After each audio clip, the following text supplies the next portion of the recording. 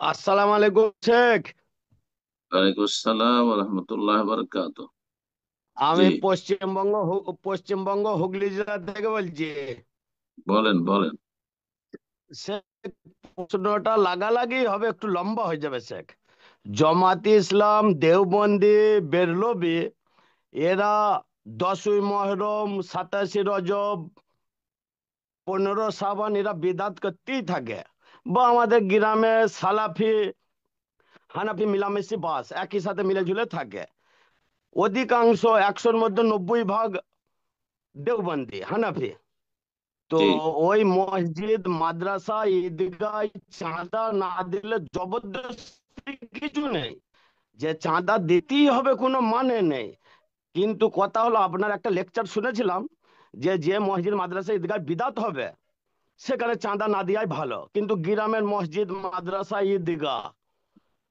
তো আবার কেউ বলছে যে মসজিদে চাঁদা দিলে সদকায় জারিয়া।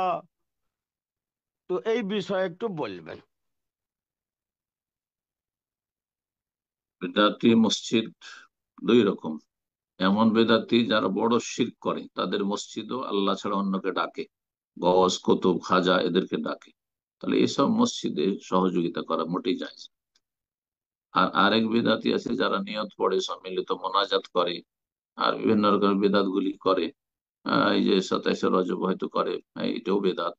শবে বরাত করে, বেদাত। আর তাদের পাশাপাশি বসবাস করছেন তারা আপনাদের মুসলিম ভাই, কিন্তু তারা পথভ্রষ্ট। তো তাদের সাথে বসবাসের জন্য, সদাচরণের জন্য যদি জরুরি মনে হয় যে আমাকে চাঁদা দিতে হবে, তাহলে দেব। আর যথাসাধ্য এইরকম জায়গায় চাঁদা দেওয়া থেকে বিরত থাকবেন, কারণ এতে আংশিক হইলেও গুনহাতে আপনি অংশ নিচ্ছেন, বেদাতে প্রচার প্রসারে অংশ নিচ্ছেন। বরং আপনারা যারা আছেন সেখানে কোরআন সুন্নাহর অনুসারী, তারা একটি তৌহিদ সুন্নাহ ভিত্তিক মসজিদ নির্মাণের চেষ্টা করুন।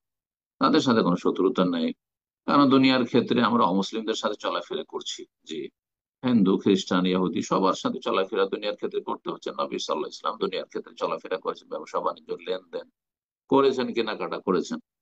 কিন্তু দিনের ক্ষেত্রে না, দিনের ক্ষেত্রে কোনো সমঝোতা নেই। দিন লাকুম দীনুকুম ওয়ালিয়া দিন, তোমাদের দিন তোমাদের কাছে থাক, আমাদের দিন আমাদের কাছে থাক। আমাদের দিনের মৌলিক নীতিমালা হচ্ছে আল্লাহর একত্ব, তৌহিদ, আর রাসূলুল্লাহ সাল্লাল্লাহু আলাইহি ওয়াসাল্লাম শিরক বিদআত মুক্ত দিন পালন করা। এক আল্লাহর ইবাদত করতে হয়, এক রসুলের তরিকায় জীবনযাপন করতে হবে। আর তোমাদের দিনে হয় কারো দিনে শিরক মিশ্রিত রয়েছে, আর কারো দিনে আপনার বিদআত মিশ্রিত রয়েছে। নির্ভেজাল দিন তাদের কাছে নেই। সুতরাং যথাসাধ্য তাদের সহযোগিতা থেকে বেঁচে থাকবেন, এবং তৌহিদ সুন্নাহ ভিত্তিক আমলের জন্য স্বাধীনভাবে আমল করবেন, স্বাধীনভাবে দাওয়ার কাজ করবেন, দিনের প্রচার প্রসার করবেন কোরআন সুন্নাহ। সেই জন্য আপনারা নিজের নিজের মসজিদ মাদ্রাসা তৈরি করুন।